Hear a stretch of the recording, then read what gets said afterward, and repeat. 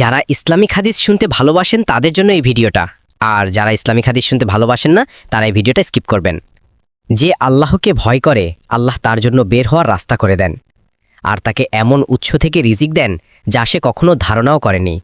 সূরা তালাকের 2 থেকে 3। একদিন এক ব্যক্তি কঠিন সমস্যায় পড়ে গিয়েছিল। রিজিক কম, ঘরে অভাব, মনে হচ্ছিল আর পারবে না। রাতে সে 2 রাকাত নামাজ পড়ে কান্না করে বলল, হে আল্লাহ, আমি তোমার উপর ভরসা করলাম, তুমি আমাকে রাস্তা দেখাও। পরের দিন সে দেখল হঠাৎ তার কাছে এমন এক সুযোগ এলো যা সে কখনো কল্পনাও করেনি। এক বন্ধু পুরনো একটি কাজের প্রস্তাব দিল। অল্প কাজ, কিন্তু ভালো আয়।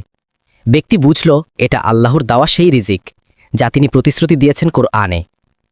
নবী সাল্লাল্লাহু আলাইহি ওয়াসাল্লাম শিখিয়েছেন, যে আল্লাহর উপর ভরসা করে আল্লাহই তার জন্য যথেষ্ট। সহিহ বুখারী। এই আয়াত আমাদের শেখায় কোনো অবস্থায় হতাশ হওয়া যাবে না। ভরসা, তাকওয়া, ধৈর্য এগুলোই আল্লাহর সাহায্য, রিজিক ও রহমতের দরজা খুলে দেয়। শেষে শুধু একটাই কথা, যে আল্লাহর উপর ভরসা করে আল্লাহ তাকে কখনো একা ফেলে দেন না।